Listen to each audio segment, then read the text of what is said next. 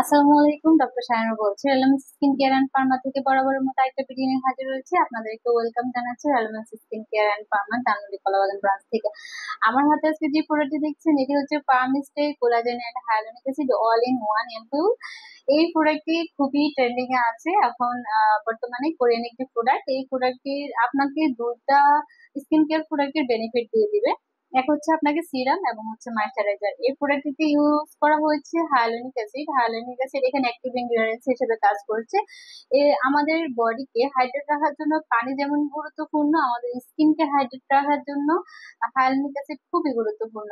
Hyaluronic acid আমাদের স্কিনে elasticity maintain করে এবং আমাদের স্কিনটাকে হাইড্রেট রাখে, ফার্ম রাখে, ফ্রেশ রাখে। তাছাড়া এখানে ইউজ করা হয়েছে কোলাজেন। কোলাজেন আমাদের স্কিনে অ্যাবজর্ব হয়ে স্কিনটাকে বুস্ট করে এবং স্কিনের যে সেলগুলো রয়েছে এগুলোকে বুস্ট আপ করে দেয়। তাছাড়া ড্যামেজ সেল লেয়ারটাকে দূর করে দেয় এবং হচ্ছে আমাদের স্কিনের যে ইলাস্টিসিটি রয়েছে সেটাকেও মেনটেন করতে হেল্প করে, পোর্স গুলোকে মিনিমাইজ করে। তাছাড়া এই অ্যাম্পুলটি, এটি হচ্ছে আপনারা খুবই থিক একটা অ্যাম্পুল পেয়ে যাবেন এবং যেটা কিনা আমার স্কিনে অ্যাপ্লাই করার সাথে সাথে অ্যাবজর্ব হয়ে যাবে। আর অ্যাবজর্ব হওয়া মানে কিন্তু আপনার স্কিনে ফুল নিউট্রিশনটা প্রবেশ করা। আর এই প্রোডাক্টটি অনেক রেপ্লিকা বাজারে পাওয়া যাচ্ছে, সেগুলো আপনারাও অ্যাভয়েড করবেন।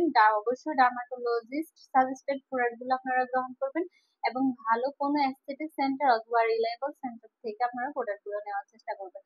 রেলেভেন্স স্কিন কেয়ার অ্যান্ড ফার্মাতে আপনারা পেয়ে যাবেন 100% অথেন্টিক রিলায়েবল প্রোডাক্ট গুলো, যেগুলো কিনা একদমই ডিরেক্ট দেশের বাইরে থেকে ইম্পোর্ট করা হয়ে থাকে।